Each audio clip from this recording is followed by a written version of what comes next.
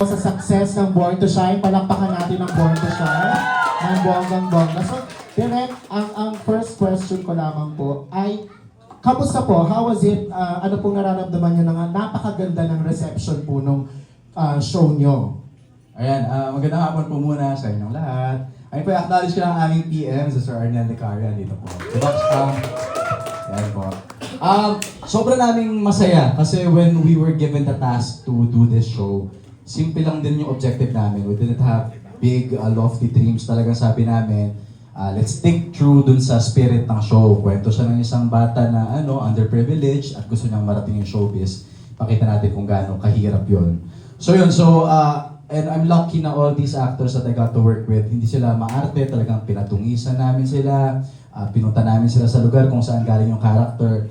And I think, in my humble opinion, that's the reason why people accepted the show. Kasi nakita nila na hindi siya pretending lang. Talagang it's trying to mirror the reality of the character. Kumbaga direct may authenticity ng mga characters. So ito naman, which leads me to my next question. Ano naman po ang feeling working with this young generation talents, direct?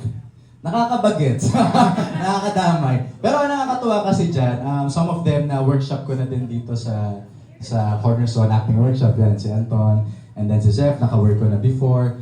Siguro ang exciting lagi when working with young actors, it's really trying to understand their process. Kasi not all actors operate the same way. So intindihin mo kung ano yung tamang motivation kay Zeph, kay Michael, kay Gea, kay Coben, even kay Anton. And you have to give it to them. They have to feel na yung director kakampi nila. Because kung hindi nila kakampi yung director and bringing the best out of them, mahihirapan talaga silang mag-shine doon sa show. So yun, it's a good challenge and malaki siyang honor to be part of the, kumbaga, formative years nila as actors. Yun. Alright, maraming salamat talaga for sharing that. And I'm sure, alam ko very excited kayo lahat kasi hindi talaga ito binibitawan since back-to-back nga talaga siyang umi-air sa GMA. So tanungin ko lang muna si Anton. Anton, ano yung pakiramdam mo na gano'n din yung reception ng mga tao sa Kamao? And since this is your first series, tama? Na-lead. Oo, na-lead role.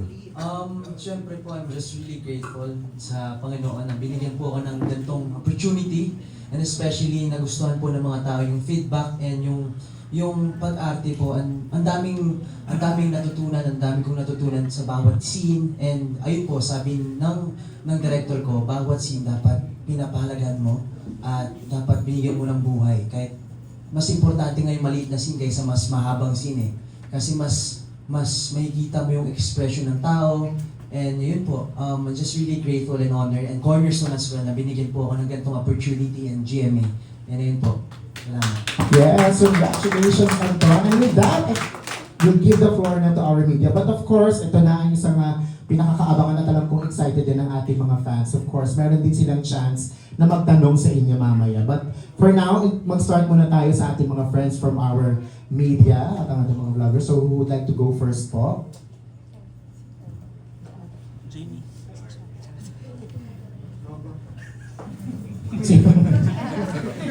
Chicken mo.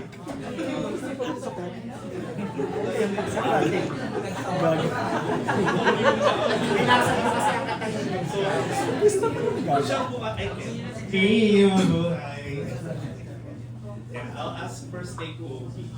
Hello! Hi, chikanas. Namiss kita. Parang... Oy! Parang una kaming pasta.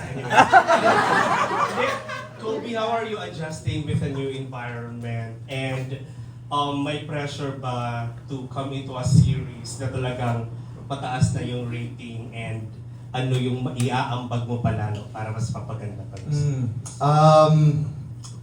For me po, I'm very happy. I'm very happy to be part of Born to Shine po. It's my first show ko sa GMA and I was very nervous at first kasi of course, again, like you said, new environment, but sa start pa lang po, I felt very welcomed by everyone. Lalo na si Direk, Gea, Zeph, si Olive, si Michael. So, I'm very happy that, again, this is my first show and I'm glad that the viewers are receiving our love team, my love team with Olive well. So, ayun po, very happy. And I I hope that they continue watching and continue enjoying my scenes with Olive. Ayun po. Olive lang? Ano kami? And Zephanie and Michael and Gea. Pero di ba parang recent episode, parang pagsiselosan ka ni, ay yung sa inyo ni, ang tawag ito, ni Zephanie, may something din. Ganon din ba ang mangyayari? Parang, For me, abangan nyo na lang po.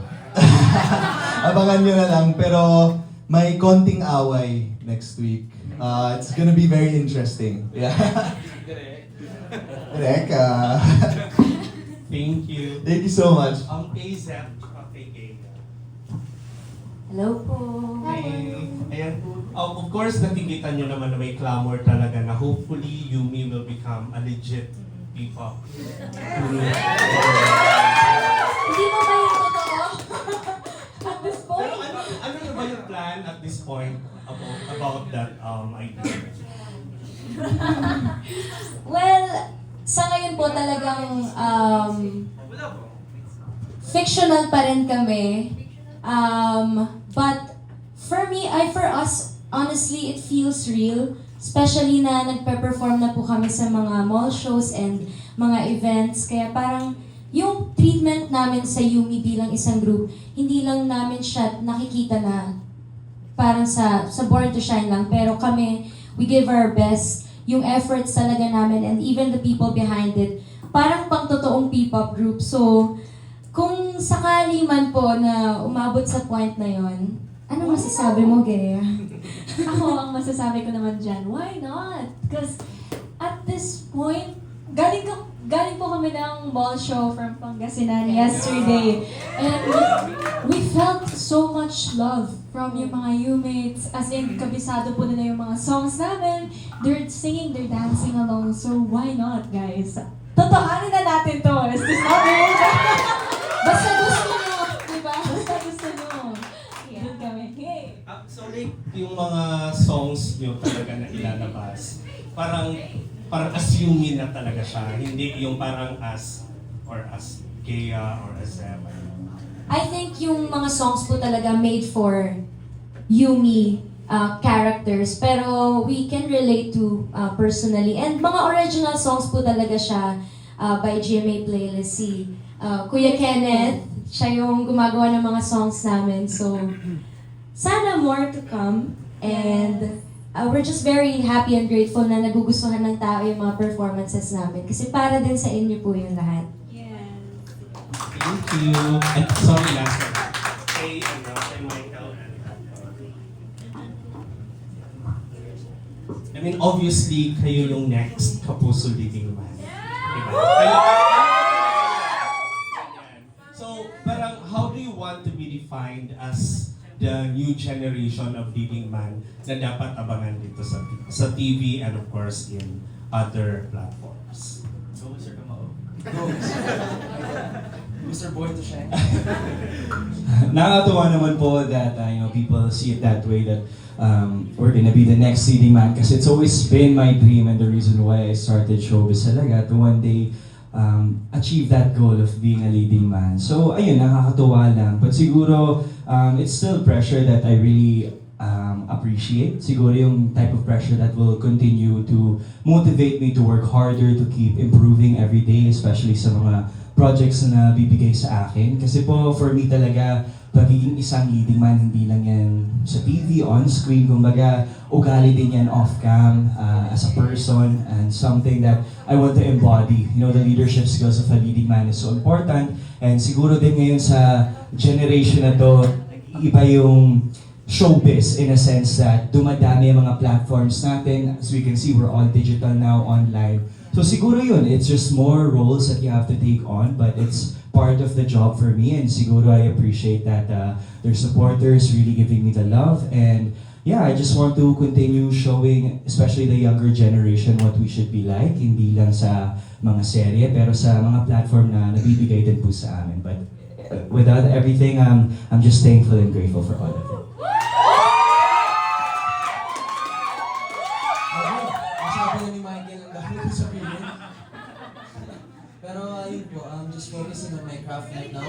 And kung ano pong mangyayari sa career ko ngayon, I'm just really grateful to God na binigyan po ako ng ganito and binigyan kami ng ganito opportunity.